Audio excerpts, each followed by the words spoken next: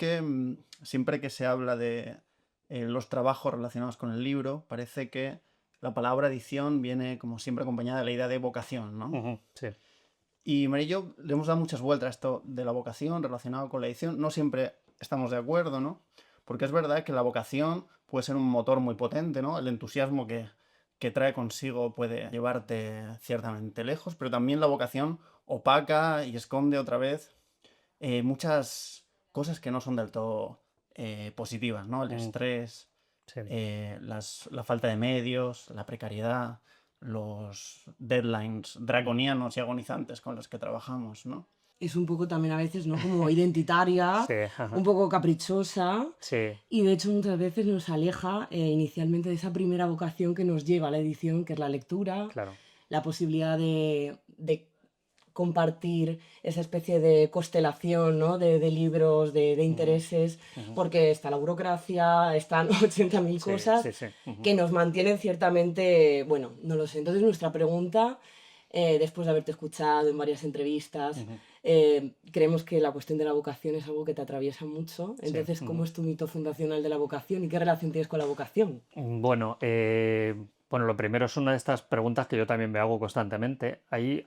A ver, en esta reflexión hay como dos caras, ¿no? Está la cara la cara del auténtico, de la auténtica condena, también que es en cierto modo ser editor, porque yo recuerdo unas palabras de José Luis San Pedro, del escritor, al que yo admiraba mucho, que él decía cuando le preguntaban qué le dirías a un joven escritor, ¿no? Que está empezando, y él decía, si puede que lo deje. ¿Eh? O sea, puede sonar muy drástico, pero lo cierto es que con la edición pasa igual. Es decir, es una profesión tremendamente sacrificada, tremendamente vocacional. Yo siempre a la gente que trabaja con nosotros le digo que si no se lo creen lo van a pasar muy mal porque es muy, o sea, convives con tu oficio 24 horas al día. Yo sueño que hago libros, y sueño que trabajo en una librería y sueño que estoy rodeado de libros y todo mi círculo es gente del libro. Y eso al final marca y carga muchísimo la manera que tienes de ser. En mi caso, además, la vocación viene de una manera muy natural porque no vengo de familia de editores ni vengo de familia de intelectuales. Mi padre era un señor normal, comercial de una empresa, mi madre era una señora o sea, ama de casa, y yo no vengo del mundo del libro. Entonces, recordé una vez hace un tiempo que de pequeño, con 8 años, en Hoyo de Manzanares, que es un pueblo que está aquí cerquita, que mi familia tiene una casa, mientras que mis primos se dedicaban un poco pues, a jugar y a jugar al fútbol o al escondite o lo que fuera, yo me metía debajo de una encina, entonces hacía unos libros, los dibujaba yo mismo, plagiaba cosas, o sea, hacía de todo, pedía dinero prestado a algún familiar y a mi padre o a alguien y fotocopiaba los cacharritos y los vendía. Y en cuarto de GB yo tenía un negocio montado también como de vender cosas, ¿no? Y vendía periódicos usados, hacía fanzines, o sea, siempre fue algo que estaba dentro de mí. Y de ahí viene también un poco, o sea, es decir, el hecho de utilizar el talento ajeno, en mi caso, pues yo que sé, Proceda, que le plagiaba y lo firmaba con mi nombre, eh, reproducirlo por un medio mecánico y venderlo para sacar un beneficio económico, o sea, ya está dentro de mí. Y luego, además, era el que siempre recomendaba en clase con pasión los libros que leía, el que siempre estaba intentando convencer a los demás de que leyesen, con lo cual, para mí la edición es algo como consustancial. Y yo pienso muchas veces que me da envidia esa gente que se va a casa y que se pueden olvidar de lo que hacen. Y a la vez también me da mucha pena porque no tienen como una especie de a ver, de objetivo en la vida, ¿no? Yo pienso, bueno, yo no podría dejar de editar. Yo no soy escritor porque no, porque a mí no escribir no me importa, pero no estar rodeado de libros y no estar como siempre ideando cómo hacer que esto funcione mejor, para mí es consustancial. Pero eso al final, es verdad, tiene ese reverso oscuro, el estrés. No hay ni un día que no piense en dejarlo, de verdad, no hay ni un día. O sea, hay días buenísimos en los que soy tremendamente feliz y días en los que soy tremendamente desgraciado. Y tiene que ver con los libros que vamos publicando, con si consigo un autor, si consigo que una portada quede bien, si consigo que haya esta especie de flujo energético, ¿no? Que es tan interesante y a la vez hay veces que me hacen muy desgraciado. O sea, muy desgraciado, pero luego no puedo vivir sin los libros, ¿no? Es una cosa bastante condena, ¿no? ¿Cómo ¿Y cómo madura esta vocación desde esos primeros plagios Sí, comercializados con 8 años? sí, En la adolescencia, de ajá. alguna manera, sigue materializándose. O sea, ¿esto evoluciona de alguna manera hasta que montas o Sí. empiezas a trabajar en el mundo editorial? A ver, yo de manera natural hacía fanzines y dibujaba, hacía cómics, organizaba también cómics en mi clase, era el que hacía la revista del colegio, o sea, era un poco la manera natural. Y luego empezó Derecho, que es una cosa que, bueno, que hay que buscarse un poco el futuro y ya me convence de que Derecho voy a tener mucho futuro. Y entonces yo me meto en la carrera y conozco a Pilar, a la que es mi mujer ahora, Pilar Adón, que es escritora. Y ambos ya nos complementamos. Ella tampoco quería hacer derecho, yo tampoco quería, pero acabamos la carrera y yo durante esa época me dedico también un poco como a corregir sus textos, como, no a corregir, como a opinar, como a estar metido en este mundillo. Y mientras que ejerzo en los 20 y tantos años, me hago muy groupie de editoriales a las que yo voy allí un poco a las presentaciones, participo en concursos de esto, de informes de lectura que gano todos, igual que Pilar ganaba todas los premios literarios, yo ganaba siempre mental. Y entonces a los 30 años ya muy rebotado del mundo del derecho, en el que además todo el mundo me decía que yo, o sea, que no servía para eso, Ejerciste. ejercí además en el lado de la patronal, o sea, que era malvado, pues ya a los 30 años empiezo a trabajar en una editorial y empiezo a aprender a golpes, que es como se aprende. O sea, a mí nadie me enseña realmente, nadie me da un curso, nadie me dice, oye, mira, esto va de tal manera. Yo empiezo a maquetar por las bravas, empiezo a corregir, empiezo a hablar con distribuidores, empiezo a ir a las librerías, empiezo a elegir títulos. Hasta que en el año 2007, ya después de 7 años trabajando por cuenta ajena, monto Impedimenta con Pilar y con otra socia que ahora ya no está en la empresa. Pero quiero decir, siempre ha habido como una especie de labor en la que yo he estado siempre muy encima del mundo no literario, porque muchas veces lo literario no tiene nada que ver con la edición, o sea, en el mundo del libro, de librerías, de compaginar un poco tu vida con lecturas, con recomendaciones, con ir un poquito más allá de rascar. Fui lector de varias agencias literarias, fui lector de Alianza Editorial, por ejemplo, en fin. Entonces todo está como que tu vida verdadera es ahí. Y luego, bueno, trabajaba de una cosa y mi vida era otra, hasta que empecé a vivir también de lo que me gustaba, que es esto, ¿no?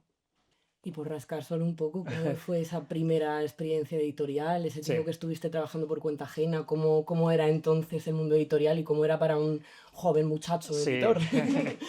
A ver, yo estaba fascinado porque o sea, aquello me encantaba. Yo adoraba a todo el mundo. Es la primera vez, yo sufro insomnio, ahora ya lo voy como domando, duermo mejor, pero durante una época yo dormía fatal. Y el momento en que empecé a dormir un poco bien fue cuando empecé a ser editor, porque de repente todo me salía de manera natural.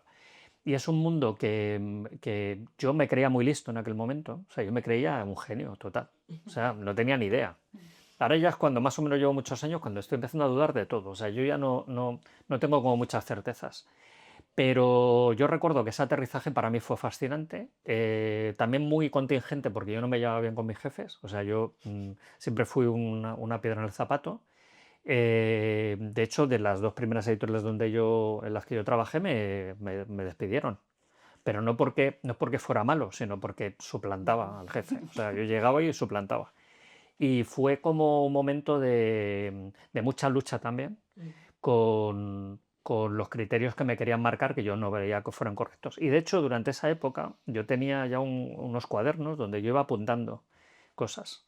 Y cuando monté Impedimenta tenía, yo qué sé, cientos de títulos planteados, sabía perfectamente lo que iba a hacer y ya por fin dije, bueno, lo voy a hacer a mi manera, ¿no?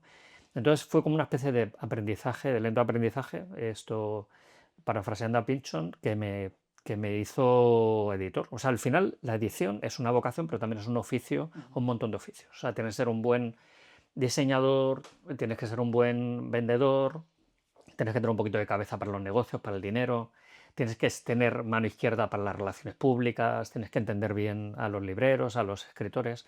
O sea, al final todo eso son un montón de cosas que vas aprendiendo. Eso se aprende a base de roce, ¿no? Ahora que has mencionado la idea del diseño, ¿no? Otra de las grandes pilares del éxito de Impedimenta creo que tiene que ver con la idea del libro bello, ¿no? Al comienzo tenían esta imagen modernista, Sí. exuberante, con motivos florales, Sí, animales, sí, flores. sí, ¿Cómo se concreta esta estética en el origen de Impedimenta y cómo ha ido evolucionando, ¿no? sí. Los lectores atentos de Impedimenta se habrán dado Ujú. cuenta de que Se ha ido una eh, evolución, sí. ha habido una evolución y que recientemente habéis cambiado la caja, el Sí. diseño, también Ujú. ha aparecido la colección nueva, Ujú. quizá más sobria, más Sí. minimalista, bueno, ¿cómo se concibió en el origen y cómo ha ido evolucionando? Claro, yo es que era, ya como os he dicho, era dibujante cuando era adolescente y tal, dibujaba y tal, y siempre he tenido como una especie de ojo estético de que yo me compraba los libros por la pinta. O sea, yo si veía un libro que me gustaba, muchas veces, hombre, evidentemente no me iba a comprar una cosa que no me interesara, ¿no? Pero que de repente, si el libro era bueno y chulo, o sea, bonito, yo lo compraba. O sea, yo me compraba los libros por la pinta. Y entonces, para mí el libro no es solamente un artefacto, a ver, es un contenido, sino que también es un continente. Y la historia está en que cuando monté la Impedimenta, yo ya lo venía haciendo en las editoriales donde estaba, intentaba que las portadas fuesen chulas, bonitas, o sea, que fuese agradable pasearlas, que fuese un objeto de deseo, ¿no? Y para mí era fundamental. O sea, de hecho, eso nos ha marcado mucho a todos los niveles, porque claro, elegimos unos materiales imposibles, unos verjurados que eran muy difíciles, porque el verjurado es un papel poroso que como no está plastificado, pues chupa la tinta y la tinta cuando entra dentro, pues esto lo aprendes a golpes, ¿no? Pues si está dentro, pues no se ve, no aflora. Entonces hemos tenido que buscarnos la vida muchísimo. Y está claro, a mí lo que más me gusta de este oficio es hacer portadas. O sea, soy muy feliz y muy desgraciado. O sea, yo soy muy desgraciado haciendo portadas, lo paso muy mal, pero cuando de repente encuentro una portada que está bien, soy feliz, soy dichoso.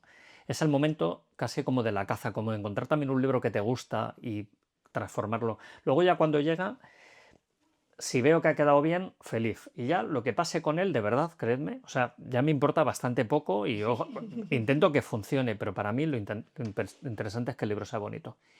Y además creo en las editoriales que hacen libros bonitos, porque además es un asunto de respeto. Si alguien se ha tirado 5 años escribiendo una novela, pues o sea, que menos que un editor apueste por un libro bonito, bien cuidado, con una buena caja, una buena maquetación, bien corregido, que se abra bien, o sea, que no sea una cosa asquerosa, ¿no? Entonces todo va de la mano. Al final es una cuestión también como de respeto a los oficios del libro, ¿no?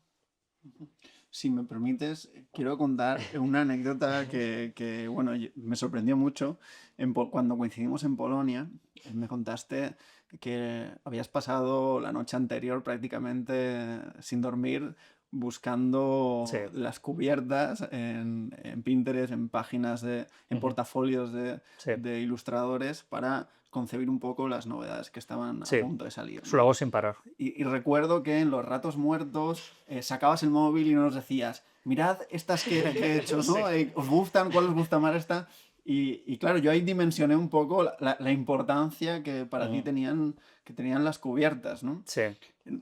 Luego decías que una vez que el libro está ya acabado y lo ves, te quedas tranquilo, ¿no? Pero al margen del respeto por el autor, también a nosotros nos gusta la idea de que el libro también es una obra colectiva y Ujú, hacer partícipe a un ilustrador ujú. de ese objeto libro también refuerza esta idea del libro como objeto colectivo. Pero en un término ya casi más pecuniario, ¿cuánto puede influir una portada No en el portada, éxito del libro? claramente. O sea, quiero decir, a ver, al final esto a lo mejor es una simplificación, pero yo tuve a ver, profesor de edición. Lo que pasa es que yo, bueno, asistí como una especie de curso de edición en el cual al final se convertía más en un diálogo que en una mentoría, ¿no? Entonces este señor, que se llama José María Rodero, el hijo del actor famoso clásico, que hay muchas cosas en la tele, bueno, pues este señor José María Rodero, él decía, a ver, hay una frase clásica en la edición que es los lectores son como los cuervos, van a lo que brilla. ¿Eh? Es muy simplifica, o sea, simplifica mucho. Tú en una mesa de novedades ves muchas cosas y tú te vas a lo que realmente te llama la atención, ¿no? Y entonces el hecho de que haya una portada bonita significa que mucha gente va a tener el impulso de tener ese libro en las manos. Yo mismo, o sea, yo si veo un libro que esté mal hecho, no me lo compro. O sea, es así. Y sin embargo, si veo un libro bien hecho, curioso, jugoso, pues me llama mucho la atención y me lo compro.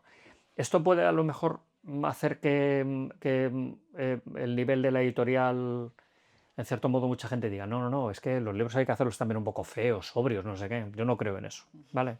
Yo creo que un libro bonito, hay un 20-30% de gente que se lo va a comprar más que un libro feo. O sea, que es a nivel comercial y me daría mucha pena, ¿no? De repente que pasara desapercibido el libro, ¿no? Y hay muchas veces que tengo aquí libros por la pinta, ¿no? O sea, son libros que no voy a editar y me gusta. O sea, es decir, yo creo que esa especie de parte un poco irracional, que es el flechazo, yo lo tengo muy claro. O sea, es decir, para mí la literatura o la edición es también un deporte de contacto, ¿no? O sea, que es una cosa bastante...